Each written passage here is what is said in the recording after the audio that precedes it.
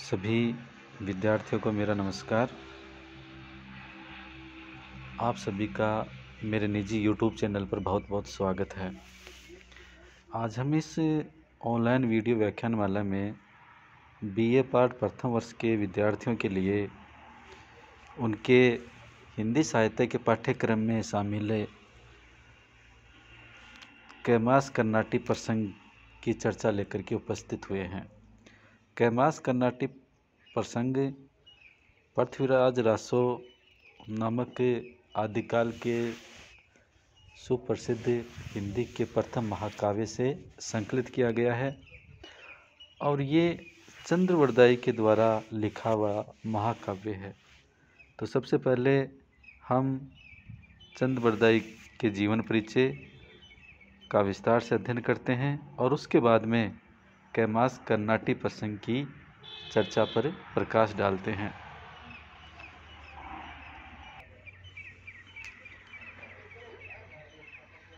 सबसे पहले हम चंद्रवरदाई के जीवन के ऊपर सामान्य से चर्चा करते हैं। प्रारंभिक जीवन।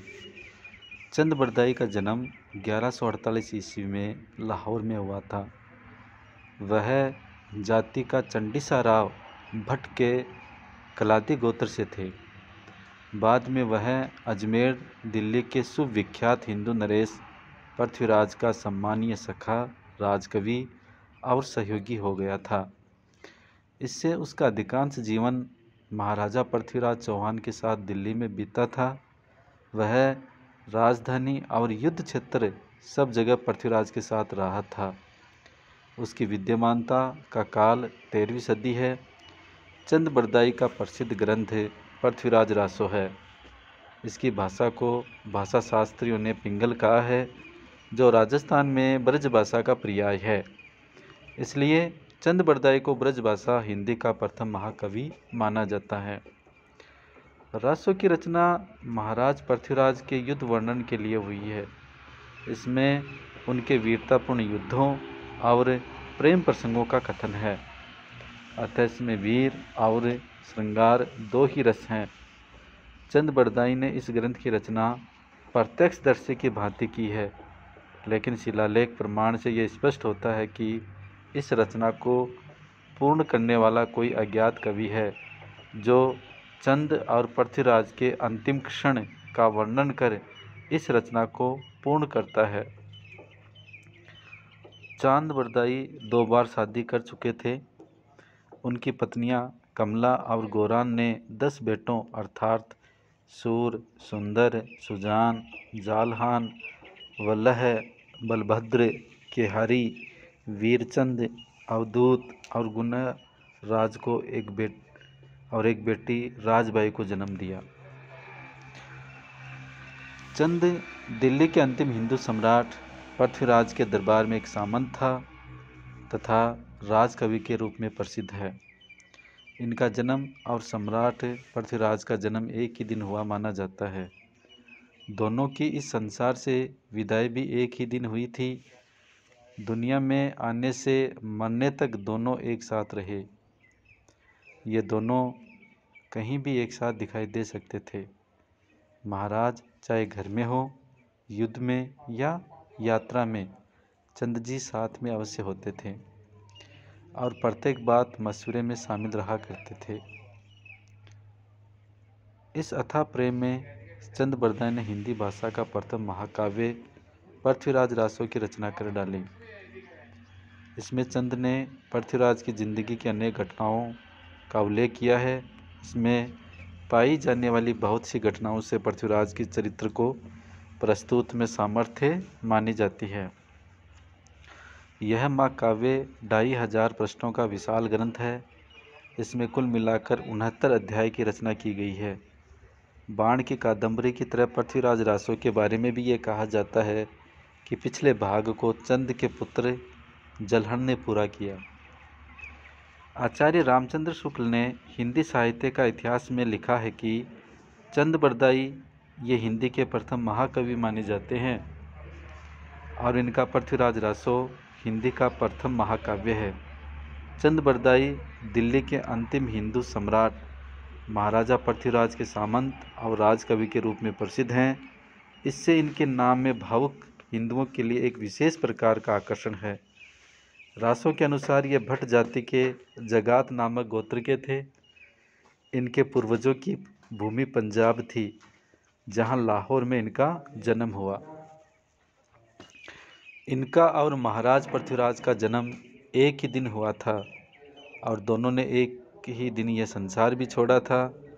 ये महाराज पृथ्वीराज के राजकवि ही नहीं, उनके सखा और सामंत भी थे तथा षड्भाषा, व्याकरण, काव्य साहित्य, छंद शास्त्र, ज्योतिष, पुराण, नाटक आदि अनेक विद्याओं में पारंगत थे।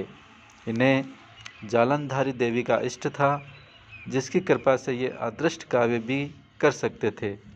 इनका जीवन पृथ्वीराज के जीवन के साथ ऐसा मिला जुला था कि अलग नहीं किया जा सकता। युद्ध में, आखेट में, सभा में, यात्रा में सदा महाराज के साथ रहते थे और जहाँ जो बातें होती थी सब में सम्मिलित रहते थे। 1191 ईस्वी में मोहम्मद गौरी के हाथों,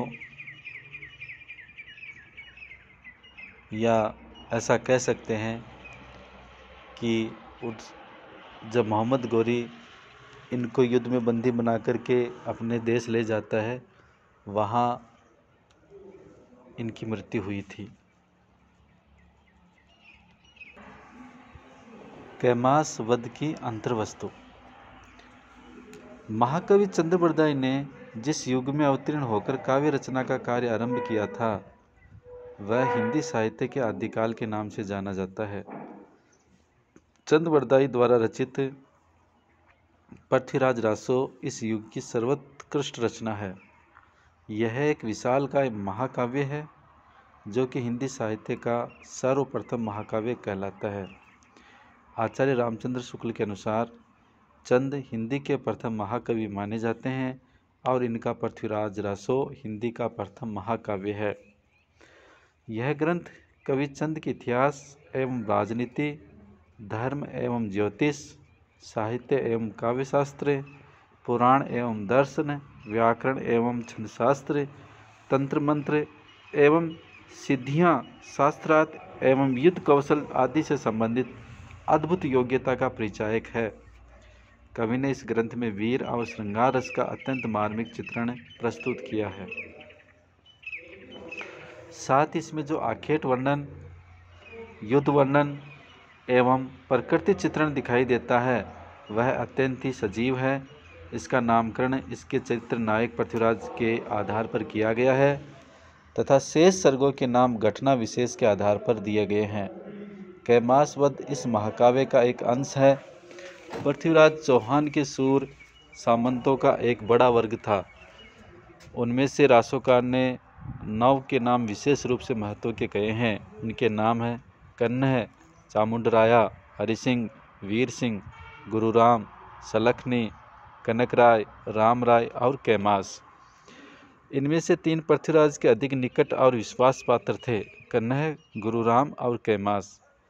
कैमास योद्धा होने के साथ साथ पृथ्वीराज का मंत्री भी था और प्रबंधक भी। पृथ्वीराज चौहान के स्थान पर वह राज्य कार्य की देखभाल भी करता था। इस प्रकार कैमास बहुत उच्च गुणों से युक्त एक श्रेष्ठ सामंत था। वह वीर और साहसी होने के साथ ही पृथ्वीराज चौहान का हितैषी और विश्वास पात्र भी था।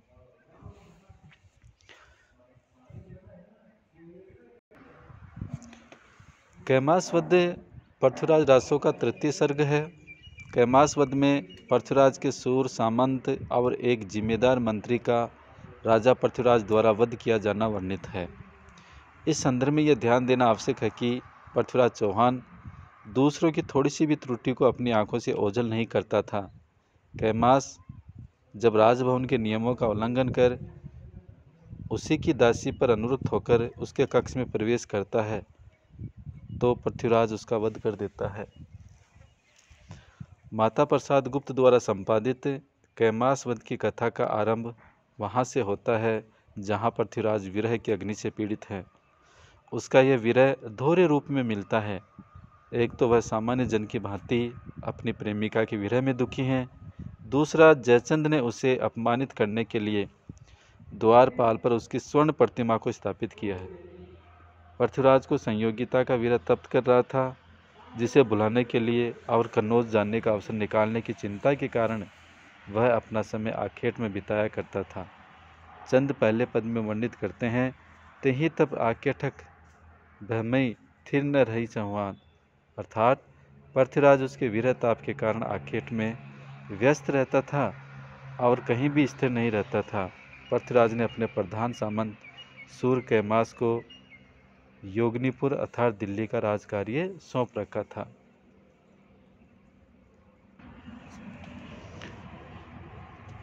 पृथ्वीराज रासों में कैमासवध इस महाकाव्य का एक महत्वपूर्ण खंड है।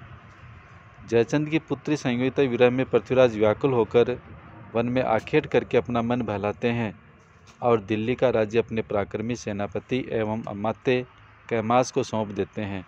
कैमास राज्य भोग के उन्मुक्त एवं अंकुश विहीन वातावरण में राजदासी कर्नाटी के प्रेम में फंसकर रात्रि विश्राम उसके अंतपुर में करता था। पटरानी परमारिणी को एक तांबुल वाहिनी द्वारा सूचित किए जाने पर वह पृथ्वीराज को बुलवाती है और सारे तथ्यों को सूचित करती है। कैमास के कार्य से कुपित पृथ्वीराज उसका वध कर देते हैं। कैमास वध खंड अत्यंत काव्यात्मक तथा काव्य रचना की ललित रूढ़ियों से सिद्ध प्रसंग है। चंद बरदाई कवि की काव्य सृजन पटुता तथा रचना शैली में ललित पद विन्यास की विचित्र भंगिमा इस खंड में पदेन पदेन द्रष्टव्य है। अत्युक्तिपूर्ण रचना शैली इस काव्य खंड की सबसे बड़ी विशेषता है।